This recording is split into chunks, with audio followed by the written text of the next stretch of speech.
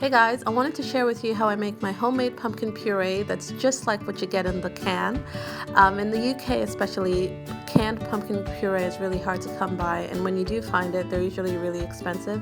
So I want to show you how I make mine. It's really cheap, really easy, and in my opinion it tastes a lot better.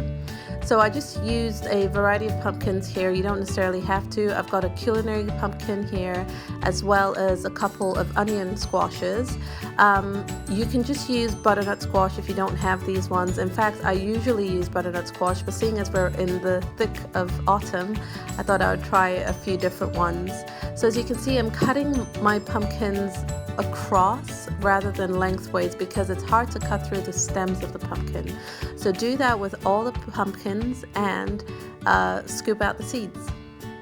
The onion squashes are a lot harder to cut through because they're more starchy and drier. That's why I'm using it in conjunction with the regular pumpkin, because the regular pumpkin is more watery. So the two combined make a really nice texture and flavor. So make sure you scoop out all the seeds from all the pumpkins until they're nice and clean inside.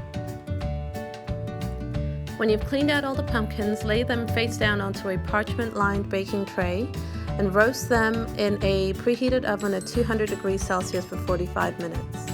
After 45 minutes, the pumpkins are going to be charred in a few spots and really nice and soft. Some of them would have actually collapsed a little bit as well. So let them cool for 15 minutes and then scoop out the flesh into a food processor.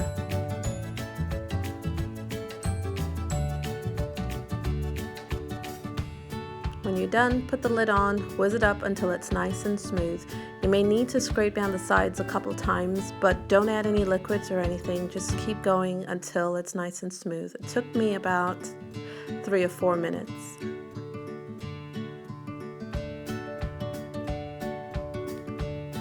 So transfer into a clean bowl and just set it aside to cool completely.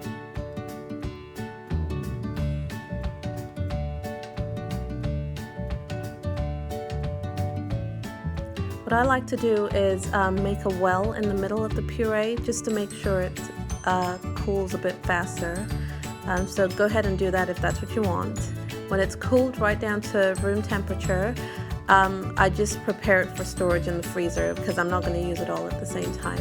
So I usually just measure out 1 cup servings and put it in a Ziploc bag, and I squeeze all the air out and I freeze it. I choose 1 cup servings because a lot of recipes generally call for 1 cup of pumpkin puree for whatever it is. So squeeze all the air out and then seal the Ziploc bag, and that's it. Squish it flat so that it's easy to store in the freezer. It'll freeze a lot quicker and defrost quicker. And there you go. I got 4.5 cups actually from this batch, and I'm just going to put these in the freezer. So I've got 1/2 cup left over, and I'm going to use that for pumpkin pancakes. So stay tuned for that recipe. I hope you guys enjoy this recipe, and I hope you make your own pumpkin puree. Take care. Thanks for watching.